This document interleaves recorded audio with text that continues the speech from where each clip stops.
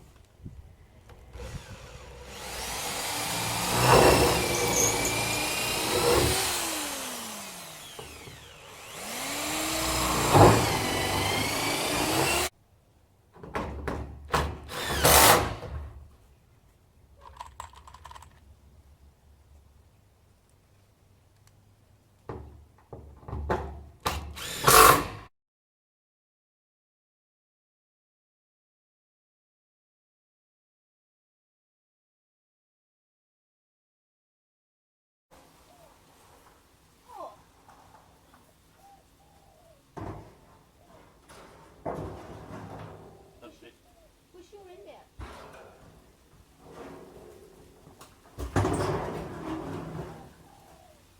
Yeah.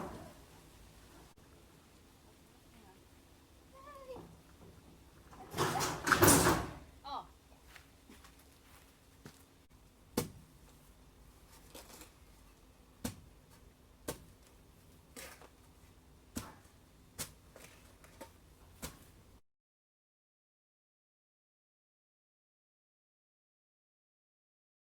I am very excited because my garden bed is finally finished. So we'll do a quick walk around just to recap. Remember, I got all the Colorbond for free. The posts are old fence posts from when I had the fence replaced at the back. There were gaps around the bottom along the edges. So to stop the dirt washing out and falling out, I lined it with a bit of plastic just around the edges, not the whole thing. That's an empty potting mix bag, and that is plastic that goes between layers of pavers at Bunnings. That was all free.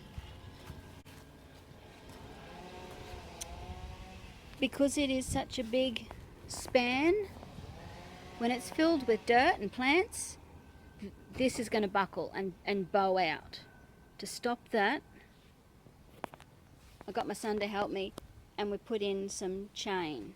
There's a top and a bottom, and there, one there, row of chain attached front and back so that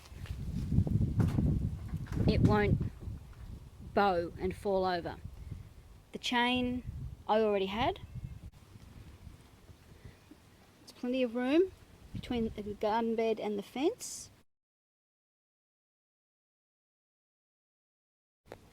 So the fence won't go rotten with moisture.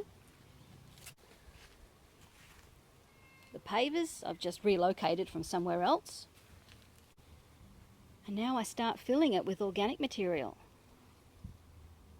That's going to take a while. So this whole thing has cost me 2 boxes of screws. And the annoying thing is the second box of screws, I only needed about 6, but I will use them in the future. So yeah, $10 for a box of screws, and I've got my garden bed. It's finally finished. I'm quite excited. And I did almost all of that construction by myself. Like all my jobs, it's far from perfect, but it's a garden bed. It doesn't need to be, you know, to the millimetre square. And I'm so proud of myself. I love it. I love it.